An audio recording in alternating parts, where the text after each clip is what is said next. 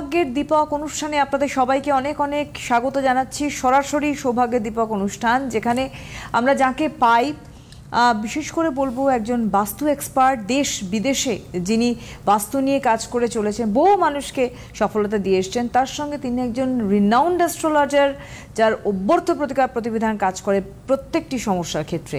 তার পাশাপাশি একজন কেরিয়ার এক্সপার্ট, কেরিয়ার স্পেশালিস্ট এবং অবশ্যই নিউরোলজিস্ট, পামিস্ট। আমাদের সঙ্গে সরাসরি এই মুহূর্তে হট সিটে রয়েছেন দীপক শাস্ত্রী। অনেক অনেক স্বাগত জানাবো দাদাকে আমাদের অনুষ্ঠানে আসার জন্য। নমস্কার। আপনারা রয়েছেন আজকে সরাসরি লাইভে দীপক শাস্ত্রীর সঙ্গে কথা বলতে, কারণ আমরা আলোচনা করছিলাম গত সপ্তাহে, আপনারা দেখেছেন যে আমাদের এই সাধারণ জীবনে বাস্তুর কি প্রয়োজনীয়তা রয়েছে। আজকে এই সাধারণ জীবনে বাস্তুর প্রয়োজনীয়তার দ্বিতীয় পর্বে আমরা রয়েছি।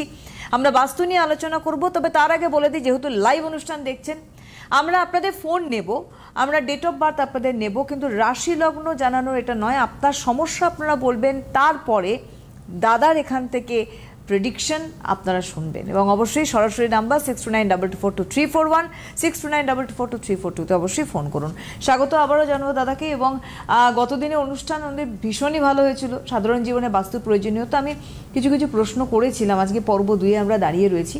আমরা অনেক সময় এই যে গতদিন আপনি বলছিলেন না যে ঈশান কোণ, আমরা এই শব্দটার সঙ্গে পরিচিত। ঈশান কোণ আমরা বলি ওখানে ঈশ্বর রাখো, কিন্তু অনেক সময় আমি গতদিন আরেকটি কথা বলেছি, ফ্ল্যাট কালচার, আমরা যখন এখন ফ্ল্যাট কালচার অভ্যস্ত, ঈশান কোণেই হয়তো টয়লেট করে রেখে দিয়েছে, বা ঈশান কোণে এমন একটা জায়গা রয়েছে যেখানে ঠাকুরের অবস্থান নেই। এইবারে আমার প্রশ্ন হচ্ছে, যেখানে যেটার বেসিক্যালি প্রয়োজনীয়তা রয়েছে সেখানে সেটা না থাকলে সেটা কি প্রভাব ফেলতে পারে একটা আমজনতার জীবনে?